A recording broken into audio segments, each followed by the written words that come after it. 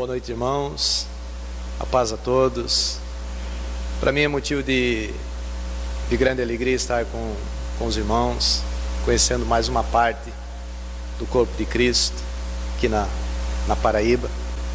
E já estive em outro momento, estive alguns anos atrás, foi na cidade de Remígio, também Barra de Santa Rosa, isso, e também em Campina Grande.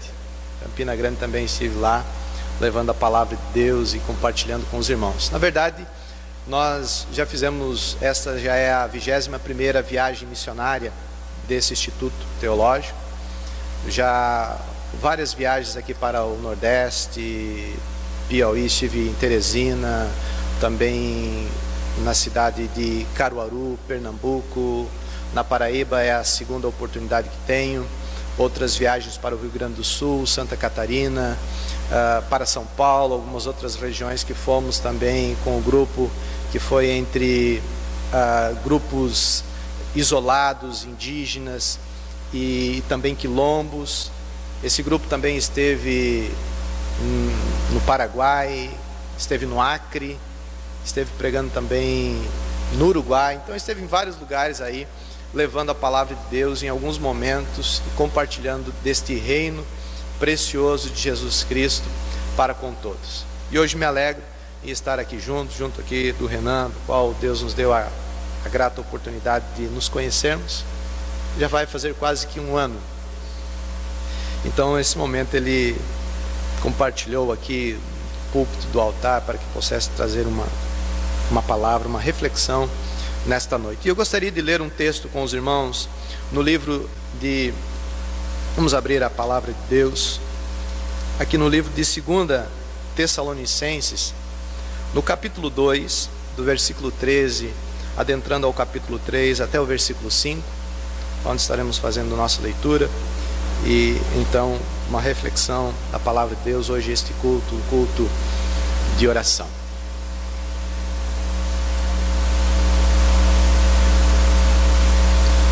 2 Tessalonicenses, capítulo 2, a partir do versículo 13, quando o apóstolo Paulo ele vai escrever esta carta, ele vai dizer assim, estarei lendo aqui na King James, diz aqui: Todavia, irmãos amados do Senhor, devemos sempre dar graças a Deus por vós, pois Ele vos escolheu desde o princípio para a salvação, pela santificação feita pelo Espírito e pela fé na verdade.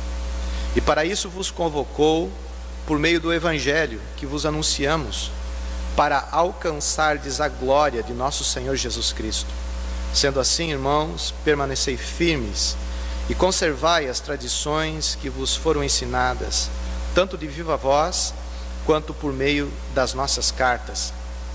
Que o próprio Senhor Jesus Cristo e Deus, nosso Pai, que nos amou e nos deu eterna consolação e boa esperança pela graça, concedam ânimo ao vosso coração e vos fortaleçam para fazerem sempre o bem, tanto em atos como em palavras. Capítulo 3. Concluindo, irmãos, orai por nós, para que a palavra do Senhor seja divulgada rapidamente e receba a devida honra, como aconteceu entre vós. Orai também para que sejamos libertos dos homens perversos e maus, pois a fé não é de todos. Entretanto, o Senhor é fiel, Ele vos fortalecerá e vos livrará do maligno. Confiamos no Senhor, que estáis realizando e continuareis a cumprir as orientações que vos entregamos. O Senhor dirige os vossos corações ao amor de Deus e na constância de Cristo. Inclinemos a nossa cabeça, vamos dirigir uma oração ao Senhor. Pai amado, nós lemos a Tua preciosa palavra, que foi nos dada para a orientação, para a direção, por meio do Teu Santo Espírito. Nos abençoa neste momento, ilumina o nosso entendimento e nos conduz cativo à obediência à Tua palavra e à Tua verdade, fazendo com que o nosso coração constranja a obediência do Senhor, para a glória eterna de Deus Pai, Deus Filho e Deus Espírito Santo. Amém. Amém.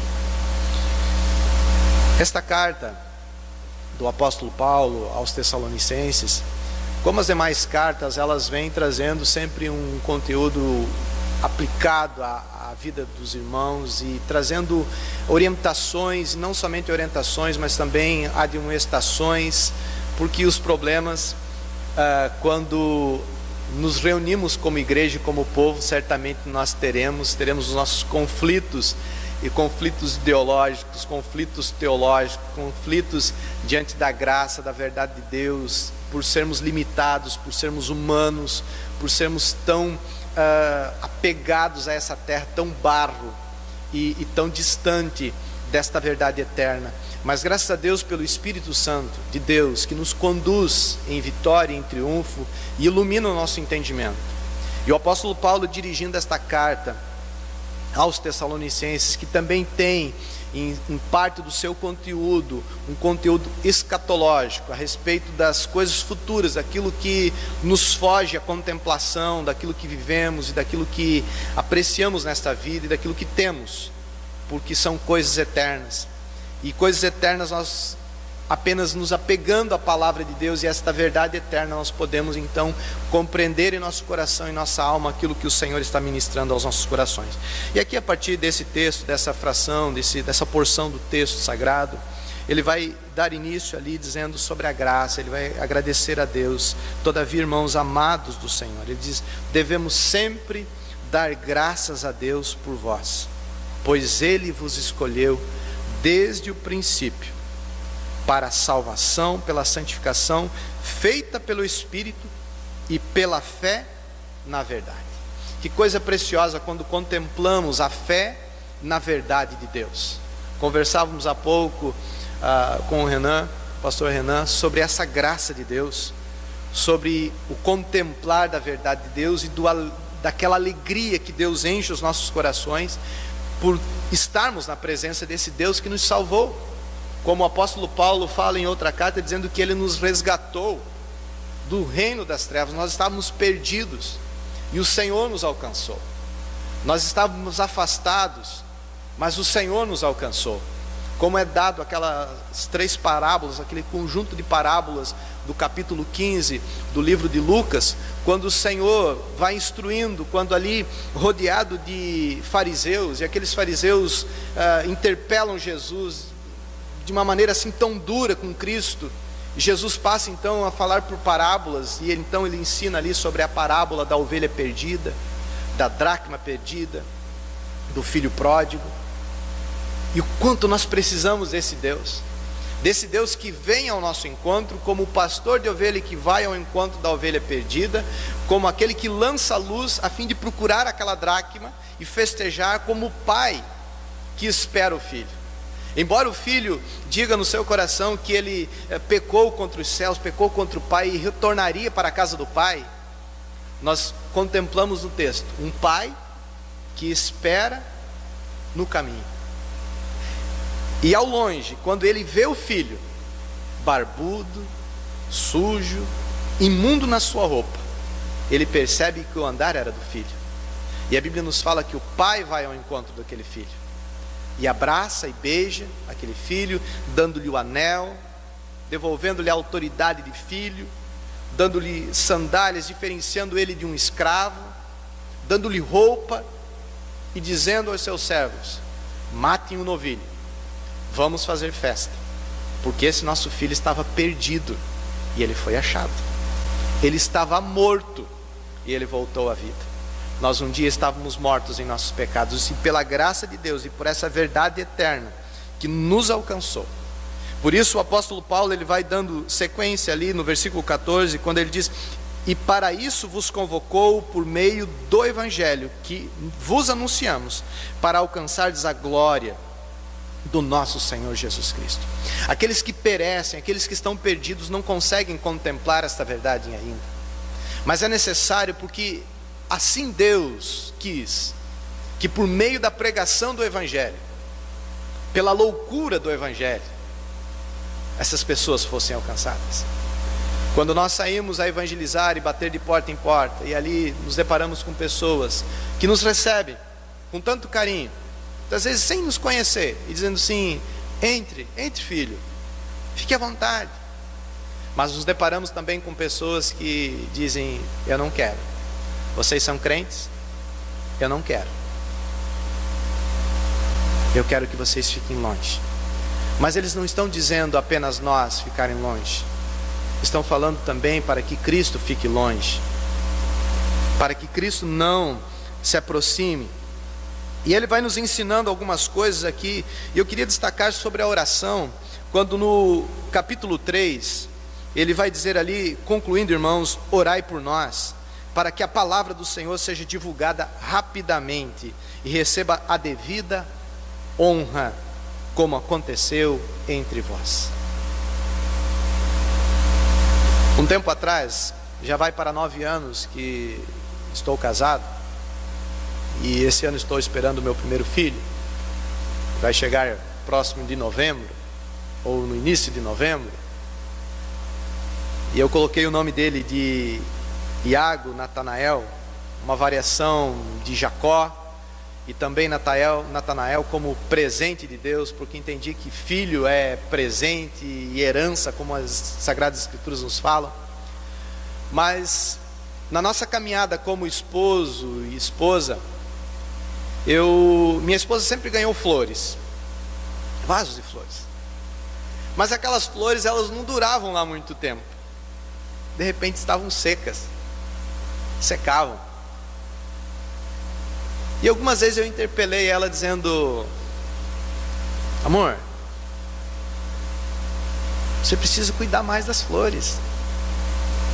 Você não está dando água suficiente. Eu estou dando muita água. Morreu.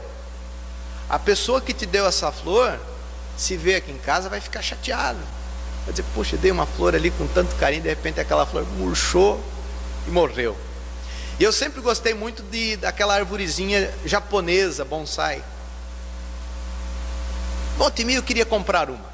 Eu tenho um colega que ele é artista plástico, e além dele ser artista plástico, ele também cultivava essas árvores. E eu achava muito bonito. Ele dizia: olha, essa aqui que está com 10 anos, essa aqui está com 12 anos. E eu olhava para aquilo e dizia: que maravilhoso isso. E um dia eu inventei de comprar uma árvore dessa. E cheguei em casa todo garboso, todo cheio de si. Comprei a minha árvore, eu vou cuidar dela. Coloquei lá na sala, num local, buscando ter luz, arejado e tal. E comecei a molhar de tempo em tempo. Mas não pesquisei nada sobre como cuidar de um bonsai. Simplesmente fui irrigando. E certo dia eu me deparei com a minha árvore, apenas os galhos, seca e morta. Então eu comecei a refletir algumas coisas sobre a minha vida, e aquilo que eu falava com minha esposa: poxa, você não está cuidando bem dessa flor. Quando eu olho para a palavra de Deus e no que diz respeito à oração, e por isso o apóstolo Paulo, reiteradas vezes nas suas cartas, ele traz à tona a questão da oração, da missão e da oração, contemplando esta graça que Deus nos deu, de contemplarmos o Evangelho, mas da necessidade de nós estarmos em oração, voltados a Deus em oração, acalentando o nosso coração. Porque a oração não é algo natural nosso, não é espontâneo.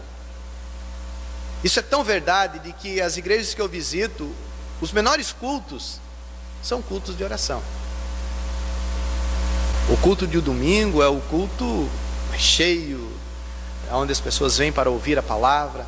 Mas se tiver um culto de oração, talvez não haja lá muito interesse, até mesmo pelas nossas dificuldades. Isso não é só privilégio nosso, ou situação que podemos viver. As Escrituras demonstram isso, de que Jesus reiteradas vezes ele buscava um momento de oração, buscava estar só. Até um dia em que os discípulos olharam para Jesus e disseram: Senhor, e a Bíblia nos fala que com muitos rogos eles foram e clamaram a Cristo, dizendo: ensina-nos a orar. Nós queremos aprender isso, como João Batista ensinou os seus discípulos. Porque Jesus saía pela madrugada, antes do amanhecer, ainda escuro, a Bíblia nos diz, ele se retirava para um lugar solitário e orava. O seu ministério não inicia sem oração. O ministério de Cristo foi regado à oração. Os 40 dias em que o Espírito conduz ao deserto a fim de ser provado, a fim de ser tentado, era regado à oração, era mergulhado na oração. E quando eu olho lá para o exemplo da planta e lá da minha arvorezinha que morreram, fazendo um paralelo com a vida de oração, sem oração nós murchamos, sem oração nós secamos. Nós podemos estar com toda a verdade, cientes, mas se não houver aquele irrigar de oração, de graça de Deus, porque a oração não é para mudar Deus, a oração, o propósito é mudar nós. Nós somos as pessoas mais endurecidas diante desse Deus eterno, mas é por meio da oração que nós somos mudados. Eu lembro-me da minha conversão, do momento em que Cristo me alcançou. E eu conversava hoje com que foi me buscar, o Edilson. E eu dizia: Edilson, o dia que eu me voltei para Cristo e que eu ouvi a palavra de Deus e que foi proclamada,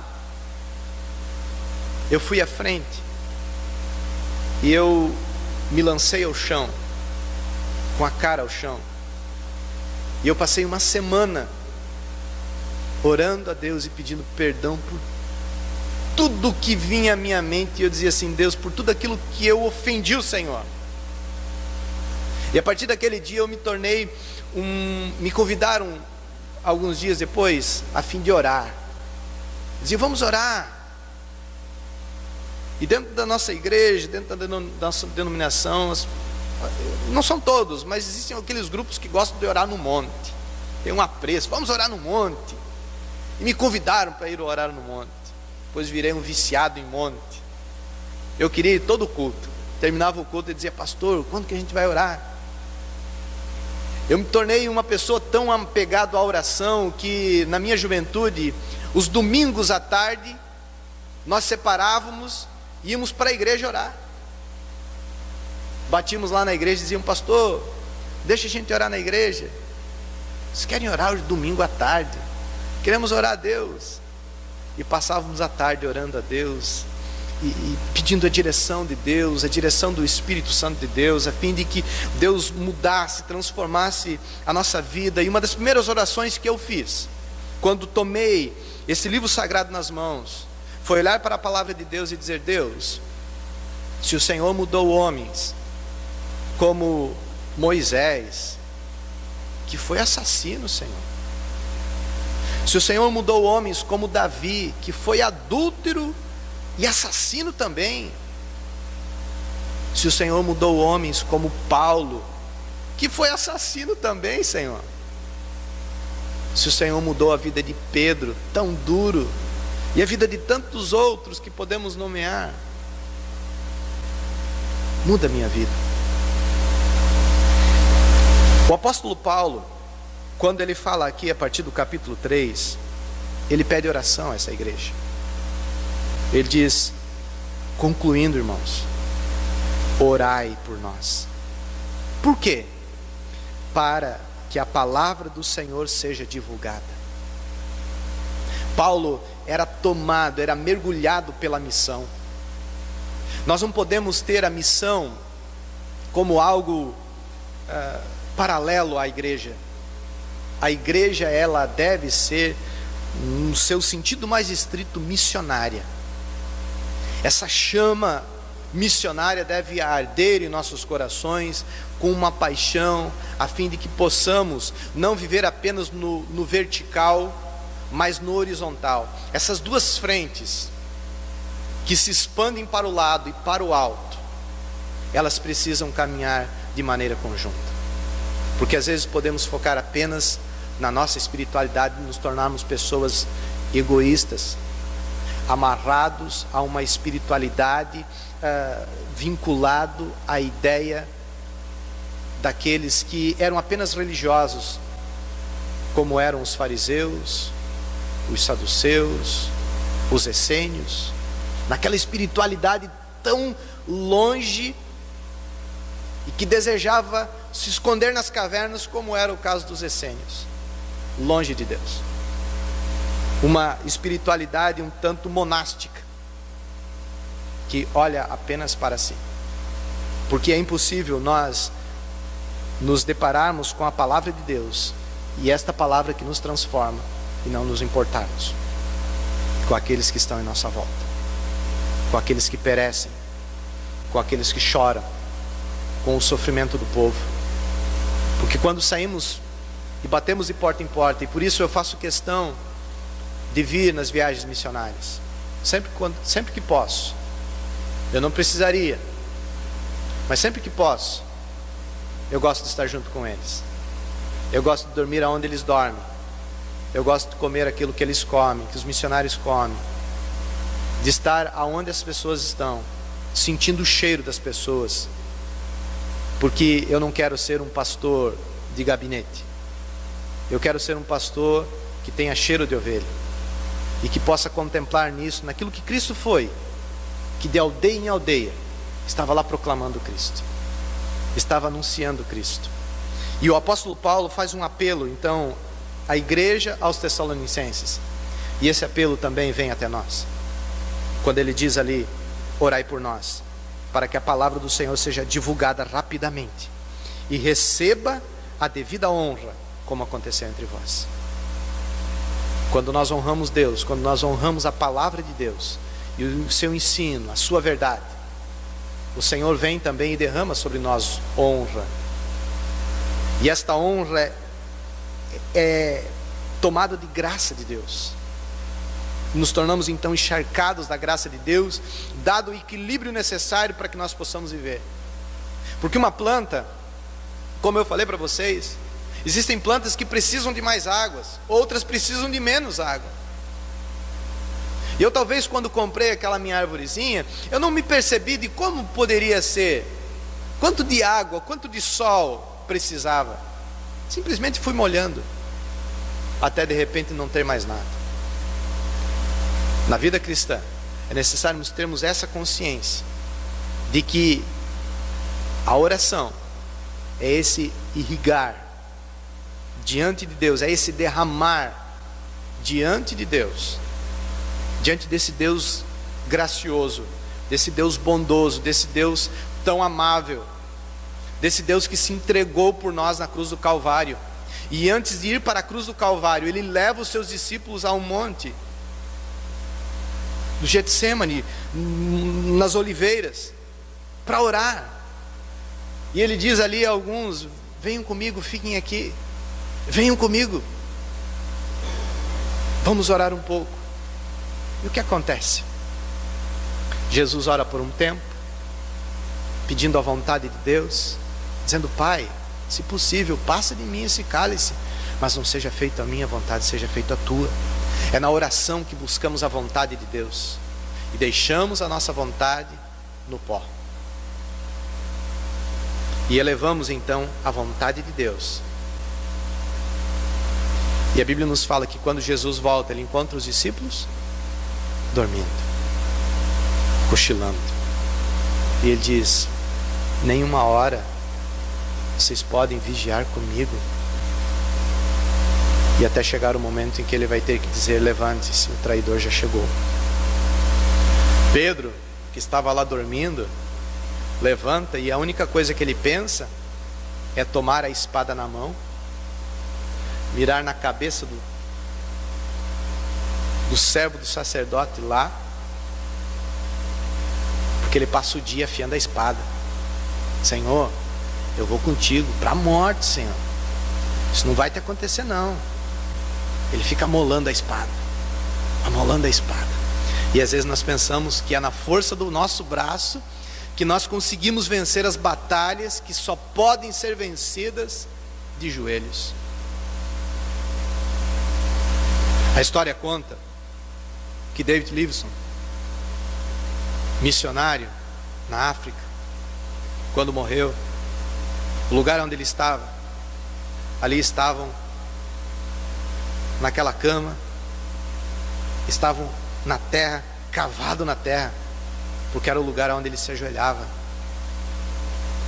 E depois da partida de David Livingstone, missionários que foram ao lugar onde ele estava e perguntando para as pessoas se essas pessoas conheciam Jesus. E algumas pessoas disseram assim: sim, eu conheço Jesus.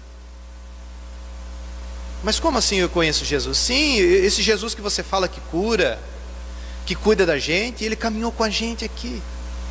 Eles estavam falando de David Livingstone, que medicava, que cuidava daquelas pessoas.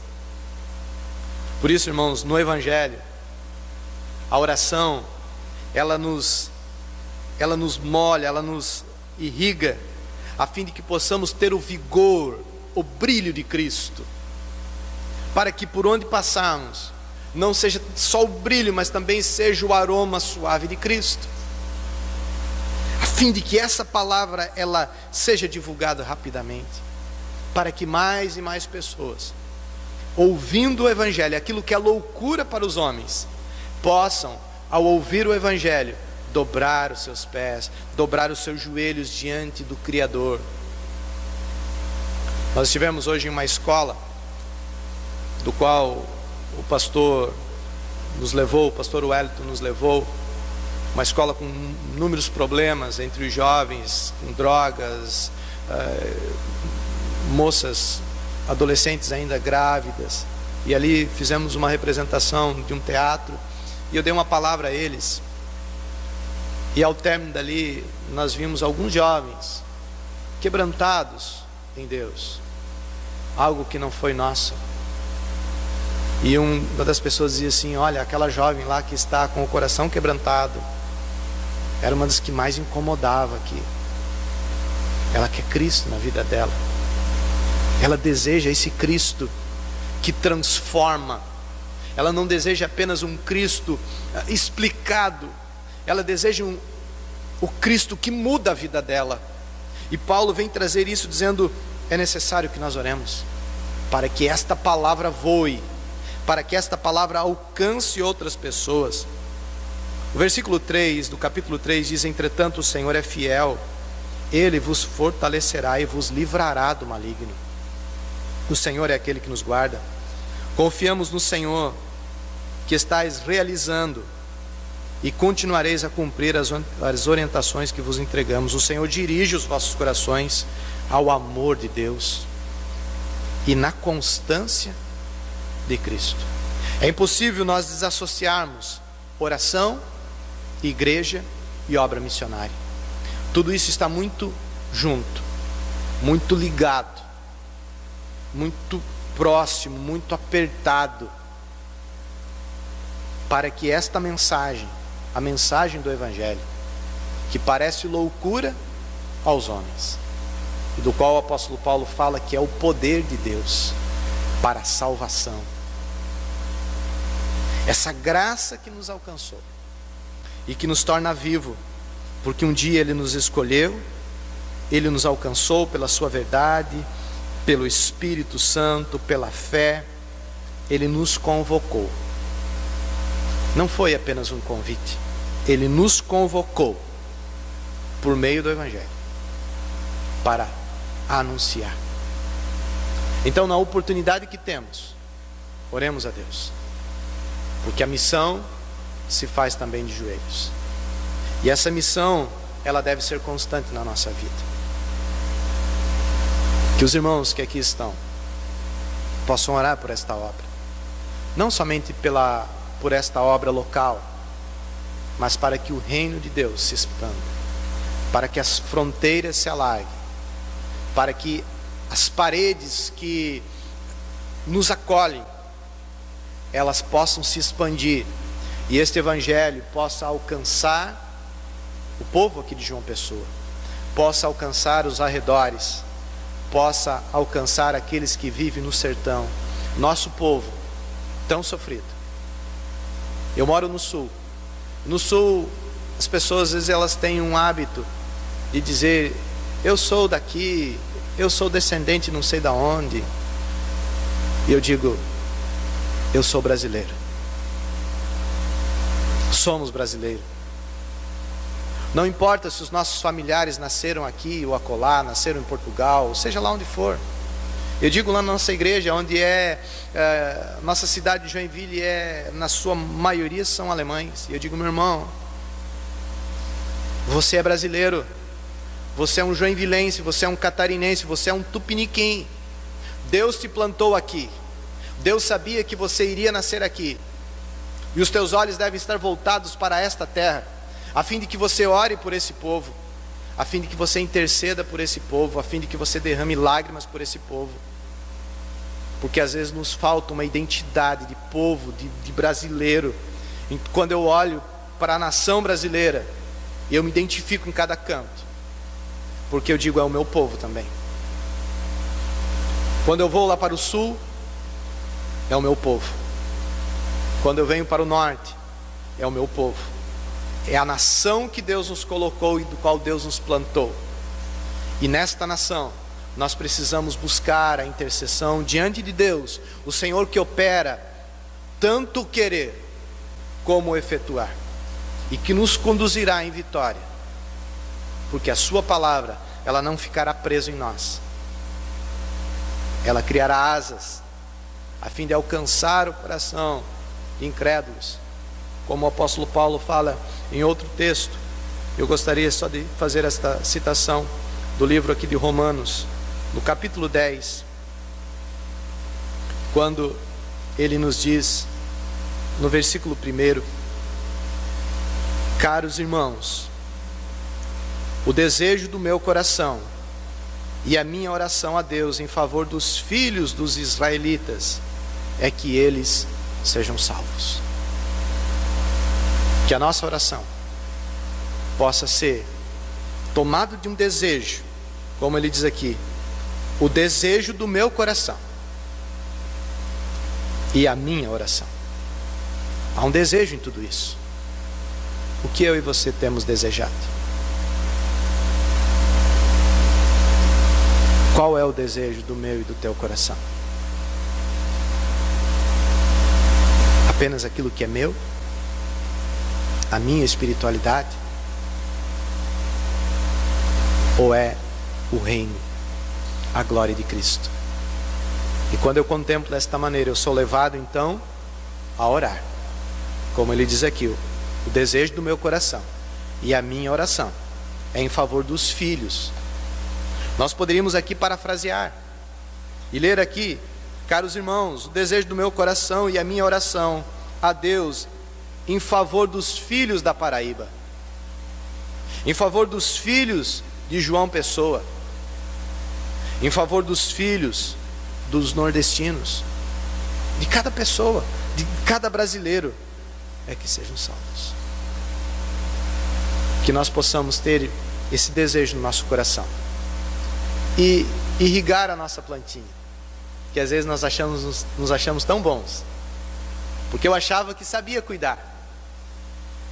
Eu pensava, poxa, mas cuidar de uma planta, quem é que não sabe? Temos algumas irmãs que tem flores em casa que você cuida? Tem? Não. A avó de minha esposa, ela tem flores, aquelas, me foge o nome, umas flores lá que eles cultivam lá e que dá de ano em ano, alguma coisa assim. E ela cultiva, ela tem lá um abrigo para aquelas flores. E de tempo em tempo ela aparece com uma flor bonita, é um novo broto, porque cuidou, porque regou. Na vida cristã, se nós queremos crescer em Deus e sermos instrumentos de Deus, conduzidos pelo Espírito Santo de Deus, é impossível nós não sermos conduzidos em oração. O Filho de Deus, a Filha de Deus é conduzido em oração, em constante oração, porque o operar é do Pai, o operar é de Cristo, do Espírito Santo, que está realizando aquilo que eu e você não podemos imaginar. Nesta manhã nós estivemos em uma creche, crianças ali até os seus 4 anos. Fizemos um trabalho ali de fantoches, e depois oramos por elas. E quando eu falava para elas, crianças, vamos orar agora ao Papai do Céu, e todas elas já colocaram a mão assim. E alguém disse assim, vamos orar, sim, Jesus é o Messias. Jesus é o Messias. E tão pequenas, do qual nós não imaginamos o que Deus pode realizar no coração delas. E de repente está brotando ali uma semente preciosa para a glória de Deus. Eu, quando tinha 3 anos de idade, falava hoje para o pastor Renan, minha mãe estava desenganada dos médicos. Havia sofrido 2 derrames cerebral, pesava 40 quilos. Minha mãe teve eu com 44 anos, então ela estava à beira da morte.